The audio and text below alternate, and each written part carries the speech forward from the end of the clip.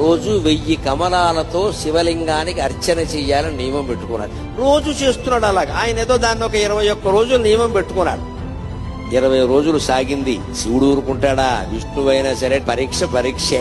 చివరి రోజు పరీక్ష పెట్టకుండా సర్టిఫికెట్ యూనివర్సిటీ వాళ్ళు కూడా ఇవ్వరు కదా, దేవుడేలా ఇస్తాడంటే. 21వ రోజు ఇంకా పూజ ముగుస్తుంది కదా అని విష్ణుమూర్తి సంబరంగా ఉన్నట్ట రోజు చెరువులో 1100 కమలాలు పైన పోస్తున్నా, నేను 1000 కోస్తున్నాను, బాగున్నావు చూసి అంచేత అలా అని పెడితే ఆ వేళ ఆశ్చర్యకరంగా 999 పూసాయి. ఎంత వెతికినా 1000 కమలం కనపడలేదు.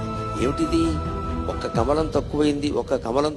ఈ కమలం ఎక్కడి నుంచి తేవాలి అనుకుంటే ఆయనకి ఏమొచ్చిందంటే, నన్ను అందరూ కమలాక్షుడు అంటారు కదా, నా కళ్ళు కమలాలే కదా, కమలం తక్కువైతే ఏమైంది, ఇంకోటి తక్కువైనా పర్వాలేదు, నాకు 2 కళ్ళు ఉన్నాయి కదా అని ఒక కన్ను బాణంతో తీసి శివుడు పాదాల ముందు పెట్టాడమ్మా. అది విష్ణువు యొక్క భక్త కన్నప్పెంతో విష్ణువంతి.